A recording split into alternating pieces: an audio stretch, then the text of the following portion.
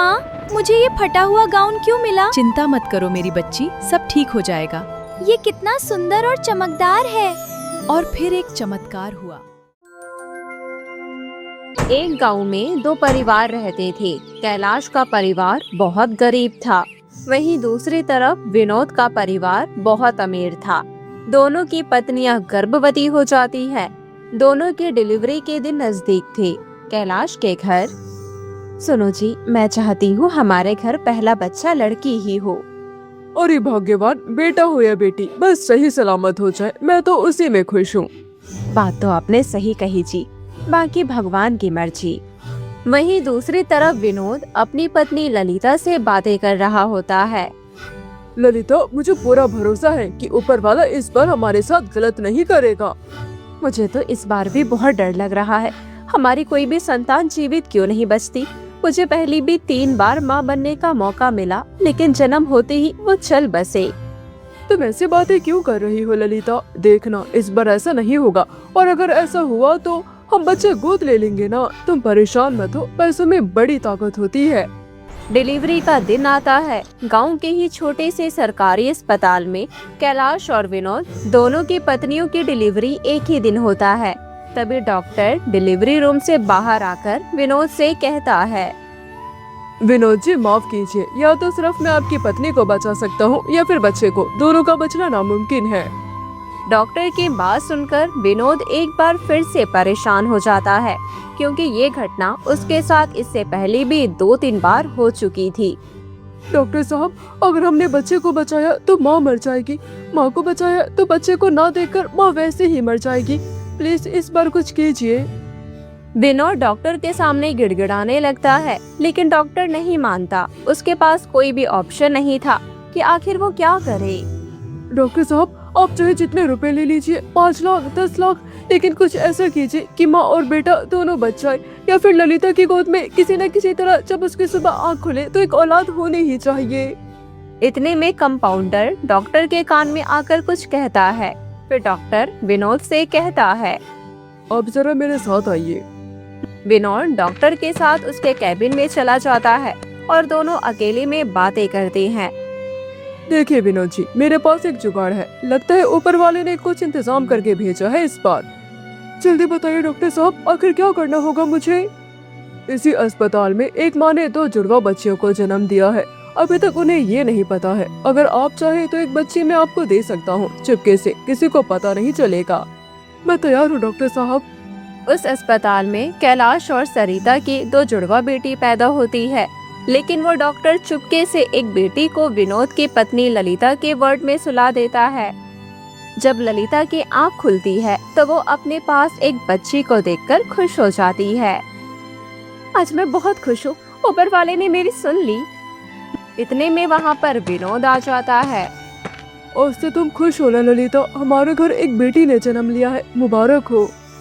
आपको भी मुबारक हो। उधर कैलाश और उसकी पत्नी सरिता अपने घर में अपनी बेटी के साथ बड़े ही खुश हो रहे होते हैं। सरिता, हमारी बेटी तो बिल्कुल तुम पर गई है। हम अपनी बेटी का नाम रखेंगे कुसुम। बहुत ही अच्छा नाम रखा है आपने। हम अपनी बच्ची को बहुत ही नाजों से पालेंगे, इसे कोई भी तकलीफ नहीं होने देंगे। एक तरफ कुसुम एक गरीब परिवार में बड़ी होने लगती है, तो वहीं दूसरी तरफ कुसुम की बहन पारुल एक अमीर परिवार में बड़ी होने लगती है। गांव के सभी लोग एक ही स्कूल में पढ़ाई करते थे। कुसुम और पारुल भी उसी स्कूल में पढ़ती थी, लेकिन दोनों इस बात से अनजान थी कि वो दोनों सगी बहनें हैं। वो दोनों एक ही क्लास में पढ़ती थी, लेकिन पारुल सीधे मुंह कुसुम से बात तक नहीं करती थी। ऐसे ही एक दिन, पारुल, क्या तुम मेरी सहेली बनोगी? दूर हट मुझसे, तुम्हारी हिम्मत कैसे हुई मुझसे बात करने की? अगर मेरे माँ पापा को पता चल गया कि मैंने तुम जैसे भिखारिन से बात की है तो वो मुझे बहुत डांटेंगे। मैं भिखारिन नहीं हूँ, तुम गलत समझ रही हो। मेरे माँ पापा ने सिखाया है जितने भी गरीब लोग होते हैं ये सब भिखारी होते हैं, इसलिए दूर हटो हमसे। ये तुम कैसी बातें कर रही हो पारुल? गरीब लोग भिखारी नहीं होते, तुम्हारे पापा झूठ कहते हैं। मेरे पिताजी तो मजदूरी करते हैं। देखो तो, इसके पिता मजदूर है, तो हुई ना तुम गरीब। मेरे पिताजी तो व्यापारी है। चल अब जाओ यहाँ से, और मुझसे बात करने की जरूरत नहीं। कुसुम से उस स्कूल में कोई भी बात नहीं करता था क्योंकि वो गरीब घर की लड़की थी। पारुल अपने सहेलियों के साथ अक्सर रामू काका की दुकान पर समोसे खाया करती थी और कुसुम दूर से उन्हें देखा करती थी।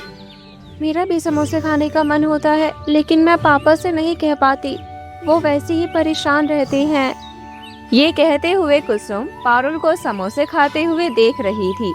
उधर पारुल रामू काका से कहती है, अरे रामू काका, कभी कभी तो आप बहुत अच्छे समोसे बनाते हो, पर आज तो एक नंबर का घटिया समोसे बनाए हैं आपने। नहीं खाने मुझे, फेंक दो सब लोग। पारुल और उसके सहेलियां अपने अपने समोसे डस्टबिन में फेंक देती हैं और बिना पैसे दिए वहां से चली जाती हैं। दुकानदार रामू काका उन्हें पुकारता रहता है, लेकिन वो एक नहीं सुनती। दूर से ये सब देख रही कुसुम बोलती है, ये लोग तो खाने का इतना अपमान करते हैं, ऐसा बिल्कुल नहीं करना चाहिए। इतना कहकर कुसुम चुपके से डस्टबिन के पास जाती है और सारे समोसे उठाकर ले आती है और अकेले में खाने लगती है। लेकिन तभी कुसुम की ये हरकत दूर से वो दुकानदार देख लेता है और उसकी आंखों में आंसू आ जाते हैं। हे भगवान, कितना अंतर है इन दोनों में। कुसुम के माता पिता खेतों में काम करके मजदूरी करके अपनी बेटी को पढ़ा रहे थे। वहीं दूसरी तरफ विनोद की बेटी पारुल बहुत घमंडी हो चुकी थी, जबकि दोनों सगी बहनें हैं, पर इस बात से अभी तक अनजान है। एक दिन स्कूल से छुट्टी होने के बाद पारुल अपनी सहेलियों के साथ कुसुम से बातचीत करने की कोशिश करती है। अरे कुसुम, तुम पैदल ही जाती हो क्या? हाँ, मैं तो रोज अकेले ही पैदल चली जाती हूँ क्योंकि मुझसे कोई बात ही नहीं करता। ओह अच्छा, आज से तुम भी हमारे ग्रुप में शामिल हो जाओ। आज से हम सब दोस्त हैं। तुम सच कह रही हो? हाँ, मैं सच कह रही हूँ। हम सभी सहेलियां स्कूल के पीछे जंगल में अमरूद तोड़कर खाने जा रही हैं। क्या तुम हमारे साथ चलोगी? हाँ हाँ, क्यों नहीं, मुझे अमरूद खाना बहुत पसंद है। कुसुम पारुल की सहेलियों के साथ स्कूल से थोड़ी दूर पर किसी जंगल में चली जाती है। पारुल और उसकी सहेलियां अचानक धीरे धीरे चलने लगती हैं और कुसुम बड़ी ही खुशी के साथ उछलते कूदते आगे आगे जंगल में चलती जाती है। अचानक कुसुम किसी दलदल में फंस जाती है। बचाओ बचाओ पारुल, पारुल मैं डूब रही हूँ। पारुल और उसकी सहेलियां जोर जोर से हंसने लगती हैं। बड़ा मजा आया, चली थी हमारी दोस्त बनने। पारुल अपनी सहेलियों के साथ उस जंगल से चली जाती है। उसकी अनजान बहन कुसुम उस दलदल में डूबने लगती है। वहाँ पर उसे बचाने के लिए कोई नहीं था। तभी अचानक पेड़ से एक पीले रंग का सोने का गाउन कुसुम के ऊपर गिर जाता है। उसे पकड़कर कुसुम दलदल से बाहर आ जाती है। तभी अचानक वो पीले रंग का खूबसूरत गाउन बोलने लगती है, आज के बाद तुम्हारी जिंदगी में कोई तकलीफ नहीं रहेगी। ये कौन तो बोल रही है? हाँ, मैं ही बोल रही हूँ।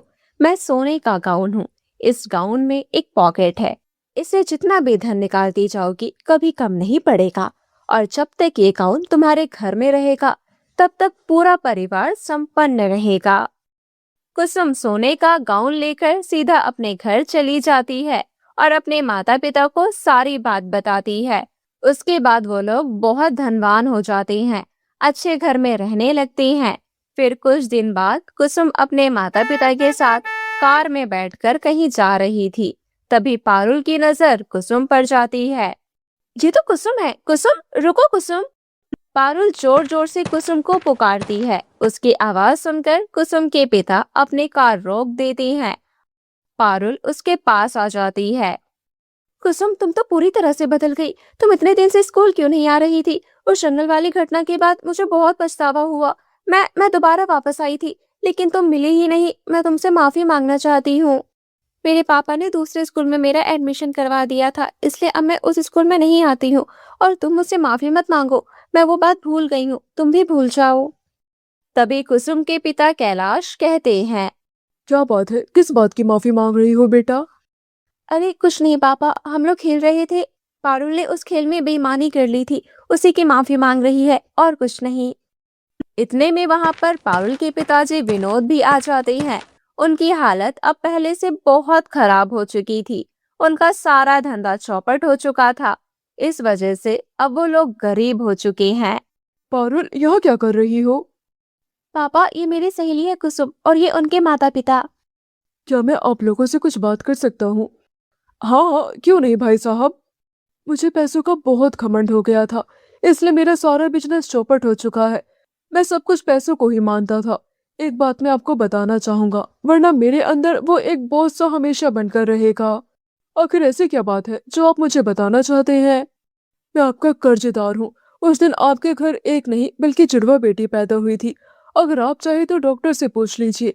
मेरी पत्नी का मिसकैरेज हो गया था, लेकिन ये बात मैंने उससे छुपा ली और डॉक्टर को 5 लाख रुपए देकर चुपके से आपकी एक बेटी मैंने ले ली।